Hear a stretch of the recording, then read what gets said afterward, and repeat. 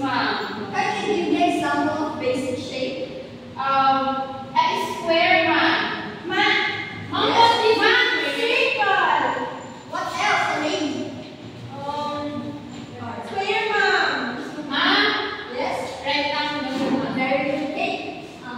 Can someone give me a concrete object of rectangle and shape? Ma'am, a circle. Very good. Leah. Blackboard, ma'am. Very good, Elaine. Table, ma'am. Very good. Bar. Very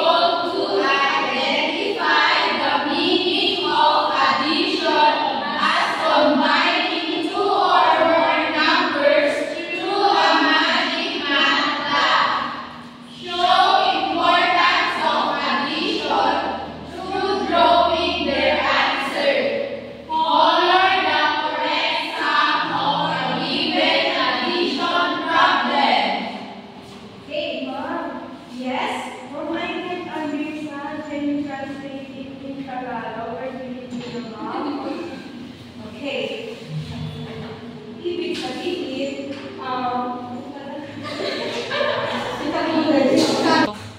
yes, Roxanne, hindi ko po maintindihan. Mag-translate ko sa Tagalog or Filipino po.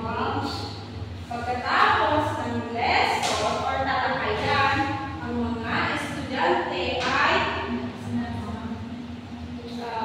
natutukoy nila ang kahulugan ng addition or sa pamamagitan ng pagbibilang at pagsama-sama ng mga numero sa pamamagitan ng magic matla.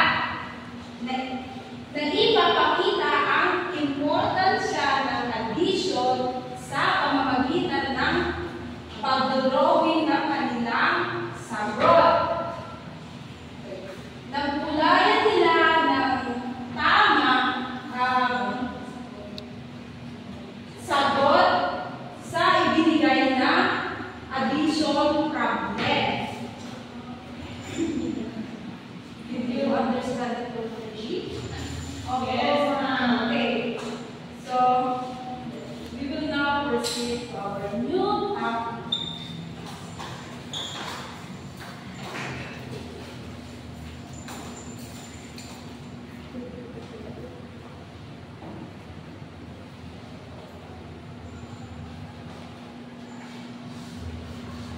Ang pag-aaralan natin ngayon mga bata ay tungkol sa addition.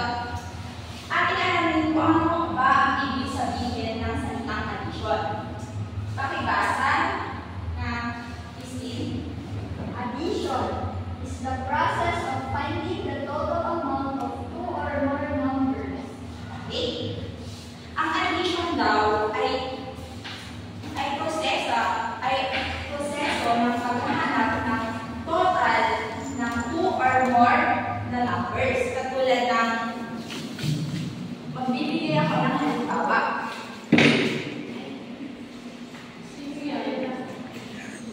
Teka lang mga bata. Okay. Ito, ang mga popsicle stick na ito ay magiging gabay nyo upang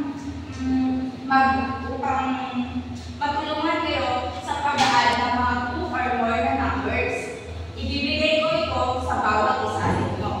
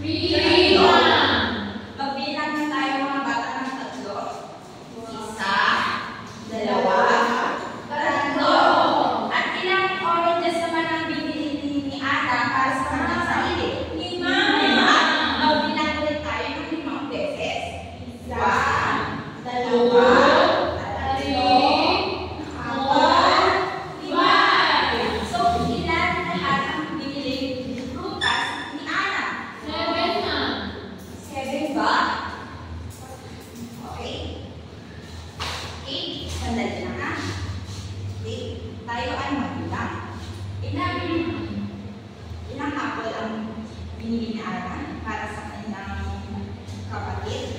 3 months. Go! Magbilang ka nga ng tatlo, anak. 1, 2, 3. At ilang oranges naman ang binili ni Ana para sa kanyang sarili? 5. Magbilang tayo ng 5. 1, 2, 3, 4, 5, 5. Mami, kami nagbilang. 1, 2, 3, 4, 5, 6, 7, 8, 9, 10. Bilangin mo lahat yan, anak. 1, 2, 3, 4, 5, 6, 7, 8. So, ilan lahat ang binili ni Ana ng prutas? Mami. Magaling! Bigyan natin ng ating sarili ng 8 lang. 1, 2, 3, 4, 5, 6, 7, 8. So, paano na ulit ang 8? Ganito. Pakiguhit nga kung paano ang 8 na numbers. Angelica.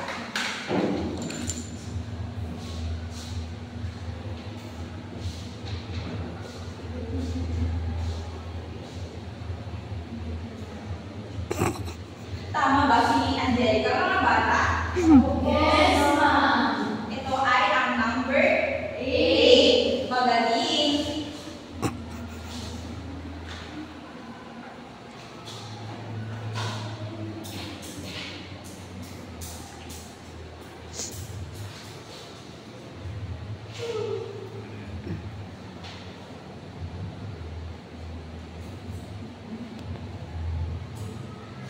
Sa addition, meron tayong plus sign na tinatawag na gamit natin sa pag-add.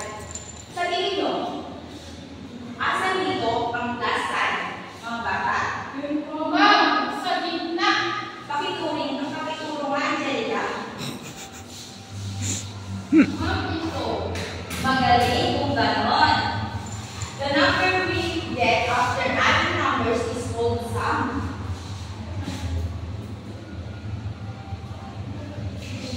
And where is the sum in this problem, mga bata? Yung 10, ma'am. 10.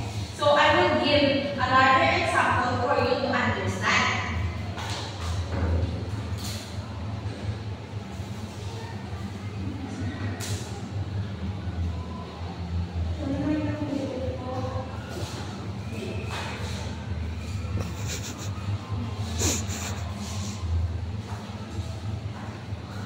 How many petals in these flowers? Petals. It's 5. My first flower is 5. 5. And how about the second color? 5. 5 plus 5 is equals 1, 2, 3, 4, 5, 6, 7, 8, 9, 10. 7 months. 7 petals. So, here is your prize. Yay! Ito mga sticker na to ay may dagdag puntos. Kung sino ang makakasagot ng tama sa ibibigay kong problema ay magkakaroon ng sticker. At tutukuyin niya kung ano ang numero na nasa sticker na ibibigay ko sa kanya.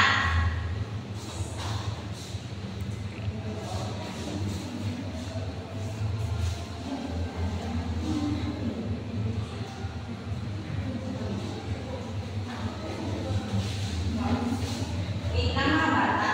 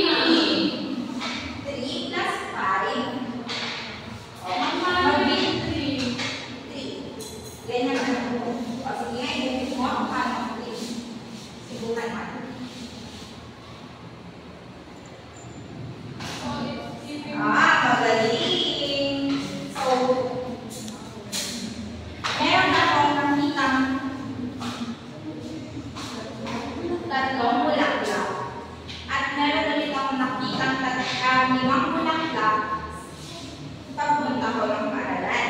Ilang mo lang naman makita ko ano? 3 plus 5 is equals to, popsicle stick, tamang bilang ka. 1, 2,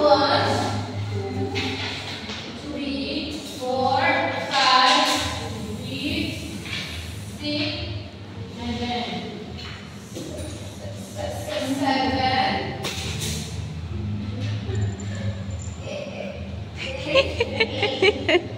It's 8 now. Very good. Can you write it there? 8.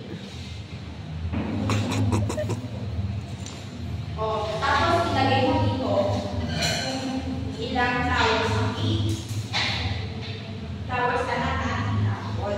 Kukunin mo ang towers. Tapos ilagay mo dito. 5, 1, 2,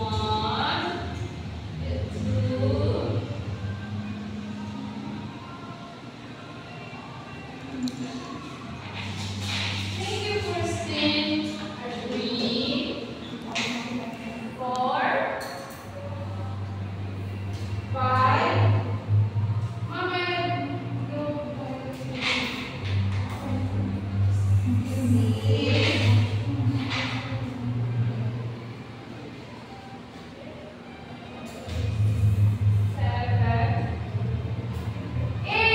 Very good. At dahil dyan, meron kang sticker. Yay! Kukunin mo ulit. Meron din sa'yo anak na meron. Kukunin mo kung ano ang numero na ibibigay ko sa'yo.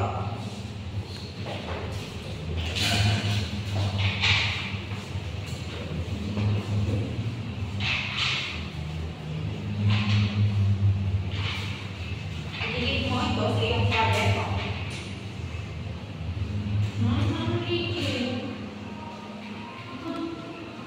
Ano ang numerong 3 or 5?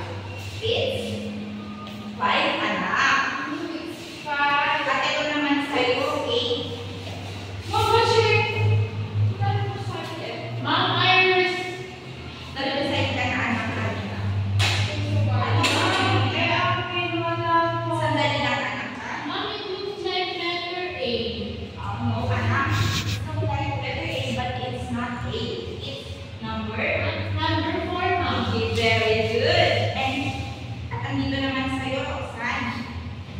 Wala, one more. The color red. 4. Nag-decide lang kayo ng maayos You mga heard bata. me. No, I'm not hurting you. Stop touching me. I'm listening. Very good. 1. Mom, she's cutting my hair. No, don't do it. You're so naughty. Now stop. Now we're going to have a group activity.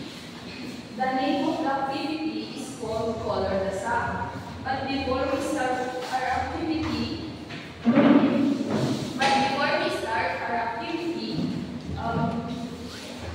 listen carefully and stay on your seats. You will count off 1, 2, 3, 1, 2, 3, and so on. 1, 2, 4, 3, ma'am. You said no, see talaga. Wow, ayun na. 3, 1. Oh, hi!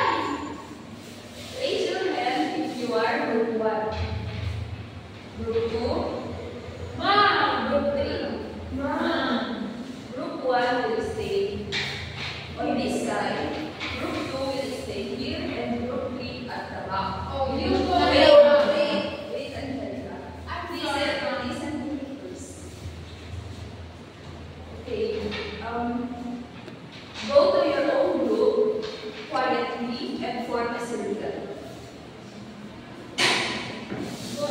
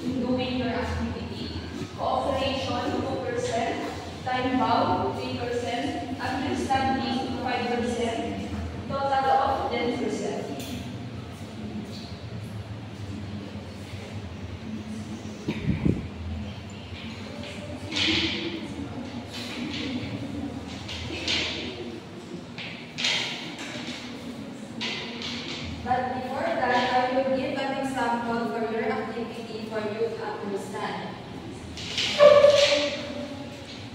There's a 2 stars here and another 3 stars.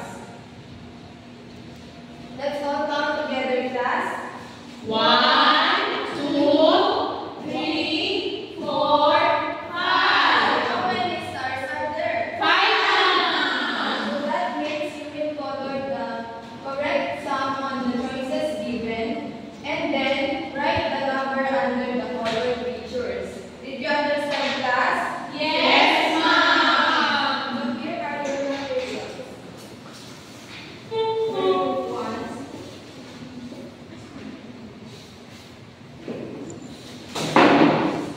Elaine, pencil. And for this. If you have any clarifications, just please ask the class. Do your task quietly within 5 minutes. You may now continue. One color is white. I can open the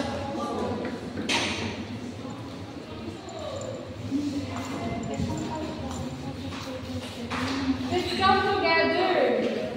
1, 2, 3, 4, 5. 6, 7, 8, 9, 10, 11. You're Mom, they are so noisy. Quiet, class. Is this the correct answer? It's 10. Mom. I will write the number. New color.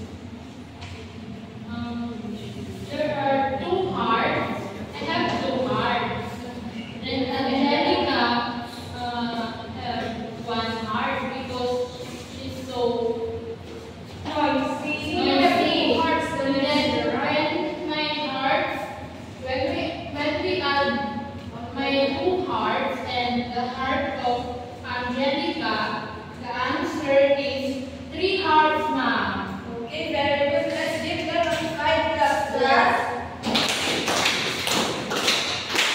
Very good, children. You've learned addition while working together. Please arrange your chairs.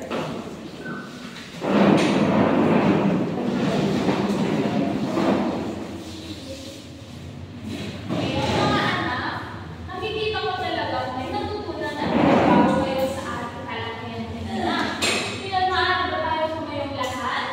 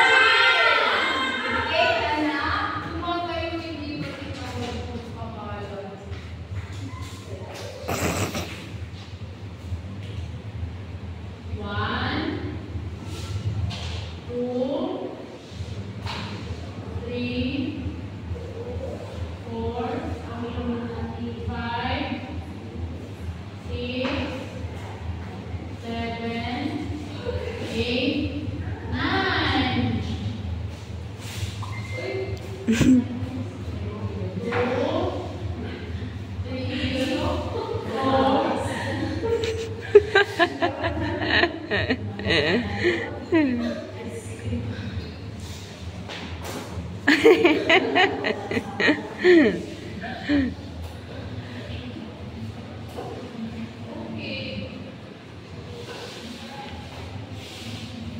are you laughing at me, Elaine? Tama ba si Kate, mga anak? Oo, ma. Magaling. Ngayon, natutunan niyo naman talaga kung ano ang ibig sabihin ng addition at kung paano gamitin ito. Napakahusay dahil hindi lang kayo marunong sa pag-add, ngunit marunong din kayo sa pagbuhit. Palakpakan niyo ang inyong mga sarili. Ngayon naman, sa inyong assignment, pakikopya sa inyong kwaderno mga anak. We're done, ma! We're done, ma! Tapos na? Yes, ma! Tayo ay tumayo para sa isang panalangin pamamaalam. Yan ka anak, maaari mo bang? Kate,